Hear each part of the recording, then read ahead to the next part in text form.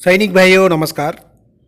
जो 2024 में आकर जो लोकसभा का चुनाव चल रहे हैं, इसी में आकर कोई भी खड़ा हो सकता है। जो अपना कपिल भाई क्या बता रहे हैं, एक बार जानकारी ले लेंगे इलेक्शन के बारे में।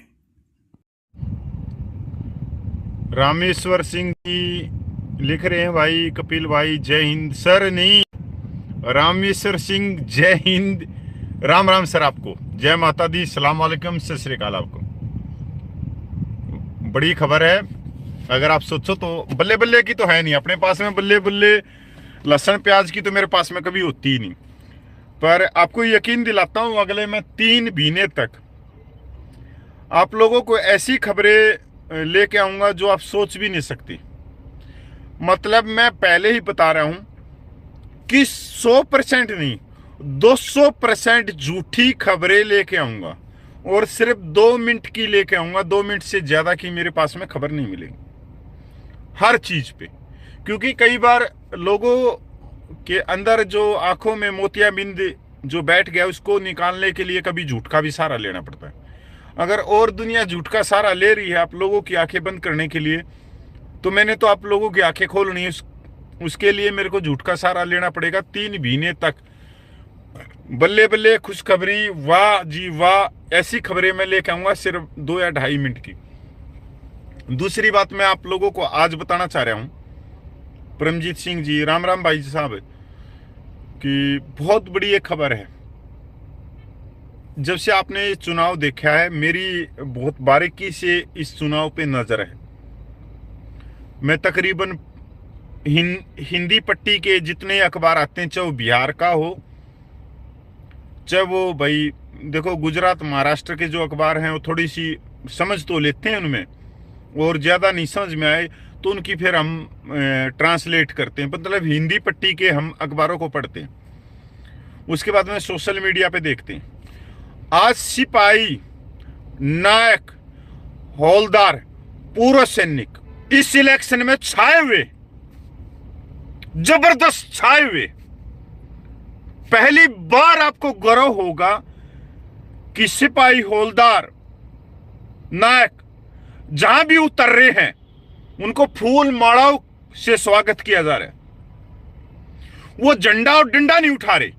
चाहे ठीक है वो किसी पार्टी के साथ में है, कुछ भी है, वो अपनी गाड़ी घोड़े लेके सोशल मीडिया पे आप लोग वीडियो देख रहे होगे उनके, गुजरात से, महाराष्ट्र से, राजस्थान से, हरियाणा से, पंजाब से, उत्तर प्रदेश से, अपने उत्तराखंड से, हिमाचल से, मतलब सिपाही से लेके हौलदार तक अपनी अपनी पार्टियों के साथ में वो चल रहे हैं। कोई कांग्रेस, कोई बीजेपी, पर गाड़ी खुद की है उनकी।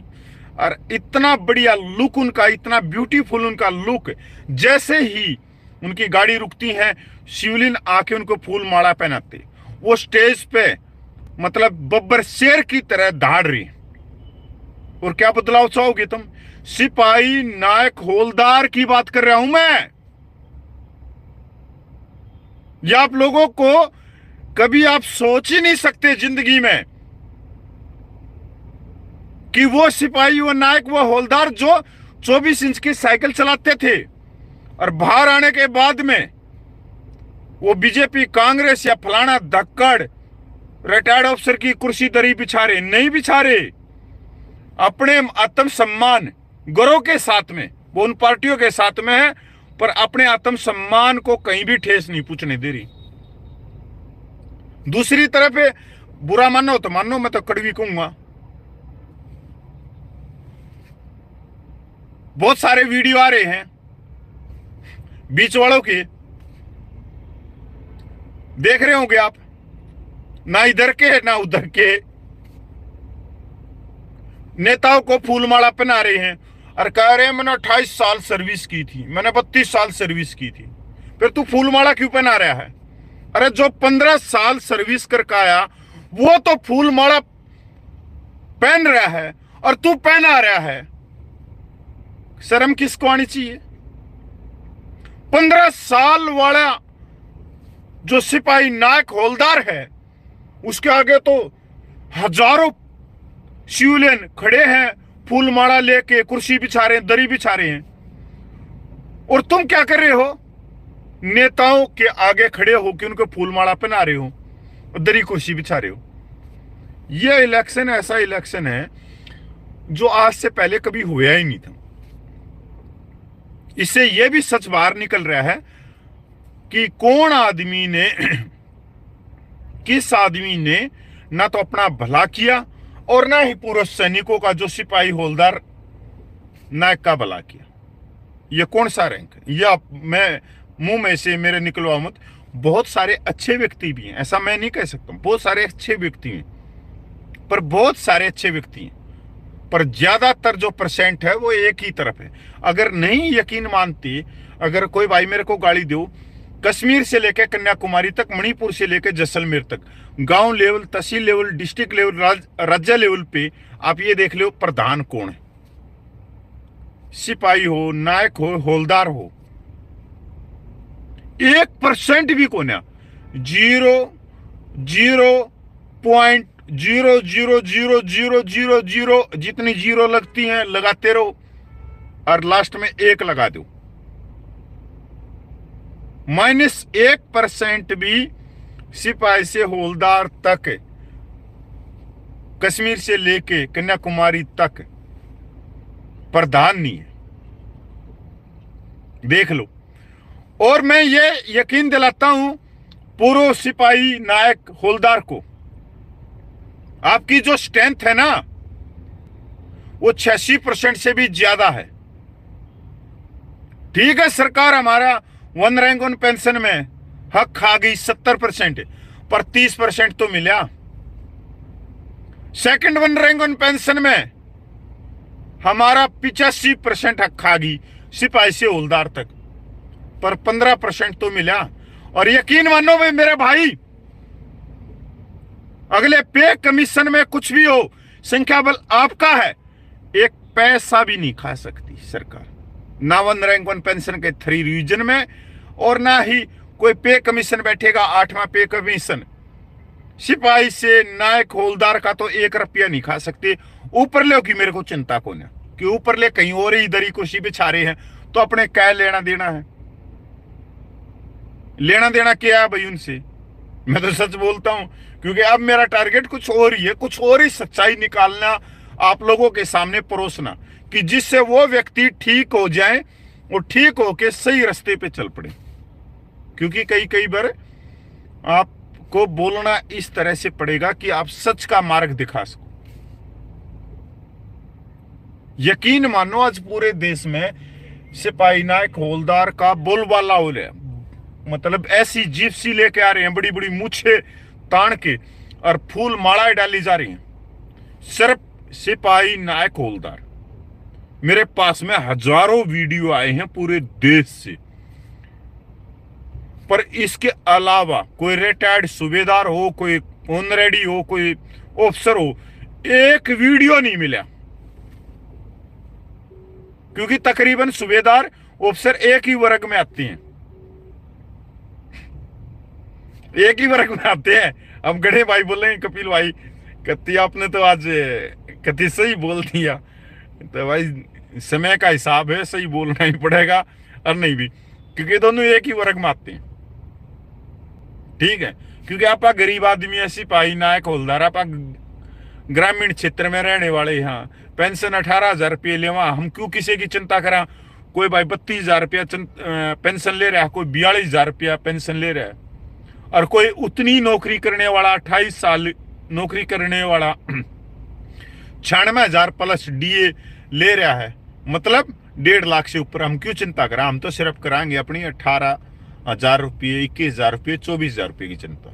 हम तीसरे की चिंता ही नहीं करा जिंदगी में, क्योंकि जो आदमियों ने गलत कराया है और आज भी नहीं सुधर रहे, तो आप क्या करोगे उनके लिए? कायदा लेके उनको पढ़ाए, कह ख गए ना पढ़ा सकते हम। तो मजे आ रहे हैं, मुझे इस सिलेक्शन में मजे आ रहे हैं। और यकीन मानो सिपाही, नायक, हवलदार का अगला जो भविष्य है, आने वाले 5 साल के बाद में जो भी कुछ होगा, मैं इतना यकीन दिलाता हूं भाई, भगवान कसम में जीवनता रह गया तो यहीं पे मैं बैठा हूं, अपनी मां कसम खाऊं, सिपाही, नायक, हवलदार इस देश के अंदर पहली बार होगा कि वो राज्यपाल भी बनेंगे और सांसद भी बनेंगे और सब कुछ बनेंगे। और सच्चाई की ये बात है, अभी तक जितने भी कोई सांसद बनया है, चाहे वो आप हिमाचल का लगा लो सुरेश कश्यप, या दिल्ली कैंटोनमेंट का लगा लो, या विधायक लगा लो, पूरे देश में वो सिर्फ जो बने हैं वो सिपाही से लेके हौलदार तक बने हैं आज तक, ऊपरला कोई नहीं। क्योंकि ये राजनीतिक पार्टियों को भी मालूम है कि ऊपरले में क्या दिक्कत है, सच्चे हम ही हैं, ये सच्चाई की बात है। भाई गणे भाई बोल रहे हंसते हुए के वो आ रहे हैं, मैं बंद कर रहा हूँ अपने वीडियो को, क्योंकि इसके बाद में मेरे को बहुत सारी गालियां भी आएंगी। गालियां गुड़ियां तो चलती रहती हैं, आती रहती हैं, क्योंकि सच भी बोलना चाहिए। कुलदीप सिंह जी राम राम, उत्तराखंड भास्कर, कपिल भाई राम राम, सर आपको राम राम, एलात भाई राम राम आपको, कुलदीप सिंह जी नमस्कार, वसुदेव राणा जी नमस्कार, भंवरलाल दरवत्ता जी नमस्कार, प्रेमचंद जी नमस्कार, मनोरम बलारा जी नमस्कार, परमजीत सिंह जी नमस्कार, सुदर्शन गुरु कृपया जी नमस्कार, जीतराज जी नमस्कार, मुनेश कुमार जी नमस्कार, लक्ष्मी शंकर जी नमस्कार, पुरुषोत्तम इंगल, जय हिंद कपिल भाई, सबका सैनिक संघर्ष कमेटी, प्रदीप कुमार, जीतराज जी, बहुत सारे मैसेज आए हुए हैं, बहुत सारे ने लिख रखा कपिल भाई आज आपने पहली बार कोई सच बोला। मैं हमेशा ही सच बोलता हूँ, समय के हिसाब से बोलता हूँ कि समय आज इस तरह का था, उस तरह का। जिस पे आप विश्वास नहीं कर सकते उस पर मैं भी विश्वास ना करता हूँ, और किस पे विश्वास नहीं करता मेरे मुंह से मत खुआओ, क्योंकि बहुत घने चढ़ेंगे, मेरी कमेटी में ही चढ़ेंगे, सबका कमेटी में ही चढ़ेंगे, चढ़ते रहो। अपन है सच बोलना, सच बोलना। चढ़ेगा भाई JW नलिन तलवार चढ़ेगा या सूबेदार मेजर SP गोसल चढ़ेगा, अगर दोनों ईमानदार हैं तो क्यों चढ़ेंगे? क्योंकि मैंने सच कहा है कि गलत कहां पे है, गलती कहां पे है, जो चढ़ेगा उसके अंदर पानी मर रहा है। तो कपिल भाई कभी बेल के अंदर बेल बांध के मेरे को कोई नहीं रख सकता कि बेल बांध दिया किसी कमेटी में। संतर्थ हैं, 16 साल हो गए आए किसी कमेटी के साथ में लगे, वो एक अलग चीज है कि उस कमेटी के साथ में हमारा नाम जुड़ा हुआ है, उसको आगे लेके जाना। पर उसके अंदर जो गलत व्यक्ति बैठे हैं, क्या इसका मतलब कि हमने उसकी चूड़ियां पहन ली है? तो मैं हमेशा कहता आया हूं आप लोगों को, कपिल फौजी ने किसी की चूड़ियां नहीं पहनी आज तक, ना सबका सैनिक संघर्ष कमेटी की, ना सबका सैनिक संघर्ष कमेटी के JW नलिन तलवार की, ना नायक हरपाल की, ना सूबेदार प्रगट साहब की। और एक तो वो गोचू है हमारे वाला, उस गोचू को तो आप जानते हैं, गोचू बोलते हैं उसको हमारे सबका सैनिक संघर्ष कमेटी में, सूबेदार मेजर SP गोसल साहब, ना मैंने उसकी चूड़ियां पहन रखी। जो गलत होगा उसको आप लोगों के सामने लेके आ जाएंगे। मतलब मैं उस हिसाब से बोल रहा हूं, क्योंकि गलत चीजों को पीछे छाटना पड़ेगा, क्योंकि अभी संघर्ष और चलना आने वाली पीढ़ियों के लिए। एक उदाहरण के तौर पे सब अच्छे हैं हमारे, सबका में तो एक एक नंबर के व्यक्ति बैठे हैं। मतलब एक उदाहरण के तौर पे अगर गलत होया कोई JW नलिन तलवार या हरपाल, तो भाई उसकी सच्चाई दुनिया के सामने लेके आने का हमारा फर्ज है। मैं तो ये सिर्फ इतना कहना और समझाना चाह रहा हूं। इसलिए सिपाही नायक हौलदार का आज दबदबा बना हुआ पूरे देश में, पूरे देश में। भगवान कसम का भी नहीं बना हुआ। अगर आप बीजेपी और कांग्रेस के सैनिक प्रकोष्ठ में भी देखते होगे जो मीटिंगें कर रहे हैं छोटी मोटी, क्योंकि बीजेपी सैनिक प्रकोष्ठ एक तरह से बहुत पीछे धकेल दिया। कांग्रेस का जो सैनिक प्रकोष्ठ है, जब मेरे वीडियो वायरल हुए तो अभी उन्होंने क्या करा कि अपने आजू बाजू में, क्योंकि वो ऐसी तिरछी टोपी लगा के तो बैठ जाते हैं, TS कर्नल जिसको खुद की अपनी तनख्वाह का नहीं पता, पेंशन का नहीं पता, उसको लेटर लिखना नहीं आता, जो फौज के अंदर शेयर मार्केट खेलता था, TS कर्नल मतलब लास्ट बात थी वो, जो ट्रांजिट के MNCC के अंदर जो खाना खिलाता, लंगर कमांडर। मतलब एक लंगर कमांडर की ड्यूटी होती है, सबको मालूम है कि ऊपरला प्रमोशन होता था, कमांड करता। तो TS क्या होता है? TS एक नायक भी होता है। TS नायक क्या करता है फौज में? लंगर कमांडर होता है। वैसे वो है, सेम ही एक चीज दोनों। तो उसके आसपास में कौन बैठे हैं?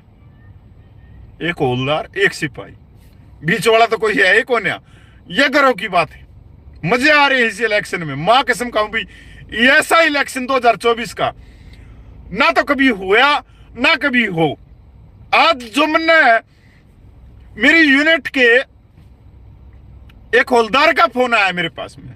मैंने क्योंकि मैं कुछ नहीं, वो ना ग्राउंड से पकड़ा, ये चीजों से देख रहा, वो ज्यादा ही इस चीजों में टॉपिकों में बहुत चलता है। मेरे पास में कोई साल के बाद में फोन आया हवलदार का, कपिल भाई जो तू करना चाह रहा था वो कर दिया तूने। आज पूरे देश में सिपाही नायक हवलदार ही हवलदार हो रही है, पूरे देश में। बोला और कुछ नहीं, पहला तो ये होता था कि लड़े सेना नाम जर्नल का होता था। बोला तूने वो कहावत ही मिटे दी। बोला तो सिपाही नायक और हवलदार बस 3 रैंक पे रह गए, चाहे वो नेवी के हों चाहे एयरफोर्स के हों, मतलब चाहे वो सार्जेंट हो चाहे भाई पेटी ऑफिसर हो। बोला तीनों पे छोड़ दिया और बाकी तो तूने वो कर दिया। मैंने कुछ नहीं करा, सिर्फ यह सच्चाई है, क्योंकि हम तन मन धन से लगे हुए हैं। हम देश के लिए अपना गर्दन दे सकते हैं। भारत माता हमारी है, संविधान हमारा है और 140 करोड़ लोग हमारे हैं। तो ये सच्चाई की बात है। बिचले वे यार डिग्गा मारो डिग्गा, कुछ नहीं। मैंने ये पता है, जिस समय भी इनको थोड़ा बहुत भी कुछ लोभ लालच दे दो, किसको, जो बिचले कश्मीर से लेकर कन्याकुमारी तक आपके प्रधान बन के बैठे हैं, गांव लेवल पे, तहसील लेवल पे, डिस्ट्रिक्ट लेवल पे। तो ये समस्या हुई कैसे? 1 रैंक 1 पेंशन, मिलिट्री सर्विस पे, डिसेबिलिटी पेंशन, प्रीमेच्योर रिटायरमेंट, विधवा पेंशन। अरे मिलिट्री सर्विस पे 15,500, अरे आधी हो जाए, एक जवान की 5,000 हो जाए, एक अफसर की 7,500 हो जाए। 5 का और 15,000 का क्या फर्क है भाई? एक डिसेबिलिटी पेंशन और एक नॉर्मल डिसेबिलिटी पेंशन है, एक जवान को 5,500 रुपया और एक बड़े को कितना, 70,000 रुपया। और वही बैटल कैजुअलिटी एक जवान को 18,000 रुपया और बड़े को 2.5 लाख। फिर सुन लेना, 2,500 नहीं कह रहा या 25,000 नहीं कह रहा, 2.5 लाख कह रहा हूं। यह होया कैसे? इसका कोई दोषी नहीं, वही दोषी हैं जो आपके प्रधान बैठे हैं। पहचान लो इन प्रधानों को कि ये प्रधान है कौन, क्योंकि अब जो चीज चलेंगी, हमने बहुत सारी चीज अपने घर की भी सफाई करनी पड़ेगी। यही वो प्रधान है जो तुम्हारे से दरी कुर्सी बिछवाई इन्होंने, ले जा के फलाने की दरी कुर्सी, और वहां से ये इतने पैसे उठा के लेके आते थे। जंतर मंतर पे 2015 में आंदोलन चला, उसमें हमारा एक जज्जर का कौन है, ऑनरेडी कैप्टन, 2 चेहरा के मैं नाम जानता हूं। एक गुरदासपुर का, 2 गुरदासपुर के सूबेदार मेजर, उस मेजर जनरल से पैसे लेके आते थे और ये क्या करते थे, यहां से पूर्व सैनिकों को दिल्ली भेजते, जज्जर से भेजते, रोहतक से भेजते। अगर 2 गाड़ियों में भेजते तो वहां पर वो क्या करता, उन पैसों का दान में आए हुए कि उन 2 गाड़ियों की जगह वो 40 गाड़ी बना देता। 2 गाड़ियों की जगह 40 गाड़ी, और 40 गाड़ियों के पैसे 10 गाड़ियों की तो इनको दे देता, 10 गाड़ियों की, और 30 गाड़ियों की खुद अपनी जेब में खा जाता। ऐसे हुआ है। ये वो सच्चाई है जो आप अपने किसी भी जो 2015 के आंदोलन में शामिल हुए उनसे पूछ लेना। तो इसलिए अब जो है आप लोगों की बल्ले बल्ले है, आप कमांड आप करोगे। आप, मैं इतना कह सकता हूं कि आपसे अच्छी कोई कमांड नहीं कर सकती। इस आंदोलन को यहां तक पहुंचाना और इसकी पहली आवाज देने वाला भी एक नायक है जिसका नाम नायक हरपाल सिंह है, पंजाब से। उसके साथ में जो उठे वो भी हवलदार और सिपाही, मतलब वो जो उठे 5-7 व्यक्ति जिन्होंने पहली आवाज निकाल ली न्याय के लिए, वो सिपाही से हवलदार तक है और जो आज पूरे देश में जागरूक कर रही है। इसके अलावा कोई सूबेदार कुछ नहीं था इस आंदोलन में। मां कसम खाऊं भी, पूछ लेना, किसी से पूछ लेना, कोई मतलब ही नहीं था। जय हिंद, वंदे मातरम, जय भारत भाई। सैनिक भाइयों, चुनाव लड़ने के लिए ग्रेजुएशन करने का कोई भी ज़रूरत नहीं है। आपको साइन करने के लिए आता है तो आप पॉलिटिकल में जा सकता है। जो पॉलिटिकल में नेता लोग पूरा कौन सा पढ़कर ग्रेजुएशन लेकर उधर जाकर चुनाव में लड़ रहे हैं, हर एक